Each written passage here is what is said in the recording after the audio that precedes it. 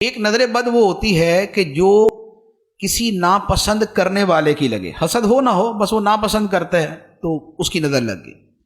دوسرا ہوتا ہے کہ کسی اپنے کی نظر لگ جائے، نظر اس سے بھی لگ جاتی ہے، بعض اوقات ماں باپ کی اولاد کو لگ جاتی ہے، اس لیے کہتے ہیں کہ وہ ماشاءاللہ، سبحان اللہ، الحمدللہ، اس طرح کے الفاظ ساتھ میں کہنے چاہیے۔ بلکہ حدیث مبارک میں فرمایا ما شاء اللہ لا قوت الا باللہ، اگر یہ کہہ دیا جائے تو نظر نہیں لگتی۔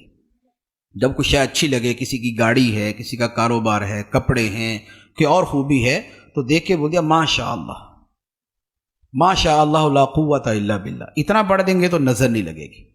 تو چاہنے والے کی بھی نظر لگ جاتی ہے۔ اچھا، بعض اوقات اپنی بھی لگ جاتی ہے، یہ بھی آپ کو عرض کروں، نظر بعض اوقات اپنی بھی لگ جاتی ہے، یہ بھی ایک حقیقت ہے۔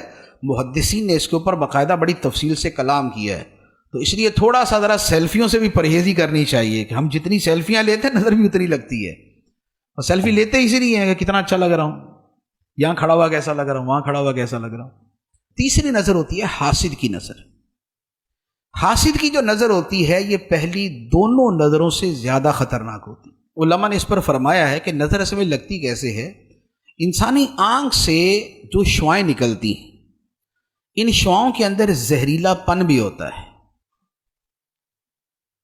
آنکھوں سے نکلنے والی شعاؤں کے اثرات کا تو سب سمجھتے ہی ہیں نا، محبت سے دیکھیں تو اس کا بھی پتہ چل جاتا ہے، نفرت سے دیکھیں تو اس کا بھی پتہ چل جاتا ہے، اور اس میں ضروری نہیں ہوتا کہ بقیہ پورا چہرہ دیکھیں تو پتہ چلے، نگاہوں کی جو شعاع ہے وہی بتا دیتی ہے کس نظر سے دیکھ رہا ہے۔ ٹھیک، تو اب کیا ہے کہ جب انسان حسد کے ساتھ کسی کو دیکھتا ہے تو جو اس کے دماغ کے اندر زہر پیدا ہوتا ہے وہ اس کی ان شعاؤں کے ذریعے سامنے والے پہ اثر کرتا ہے، اور یہ اس کو جو ہے وہ نقصان پہنچاتا ہے۔ تو اس لیے حسد والے کی جو نظر ہے یہ بھی بڑی شدید ہوتی ہے، اس لیے فرمایا گیا کہ اپنی نعمتیں چھپا کر حاسدوں سے بچو۔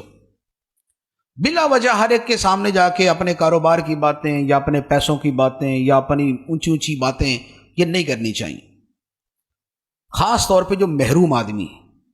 ایک ہے کہ ایک کاروباری دوسری کاروباری کے سامنے بات کر رہا ہے، وہاں بھی تھوڑی احتیاط چاہیے۔ ایک یہ ہے کہ اس کے سامنے بات کر رہا ہے کہ جو بالکل محروم ہے، کہ جو نگاہ حسرت اور نگاہ حسد ڈال دے گا، اس سے بچنا چاہیے۔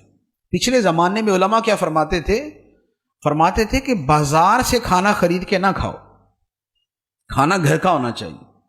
اب تو ہمارے زمانے کا کلچر ہی چینج ہو گیا، تو اب تو وہ والی باتیں کرنا بھی بڑا عجیب لگے گا کہ یار باہر سے نہ کھانا کھائیں، ہمارے تو گھر میں پکتا ہی نہیں ہے، ہم تو 3 ٹائم کا باہر سے کھاتے ہیں، صبح کی پوری باہر سے ہے، رات کے برگر پیزا باہر سے ہیں۔ تو لیکن علماء پہلے کیا فرماتے تھے کہ باہر سے نہ کھاؤ، اس کی وجہ کیا تھی؟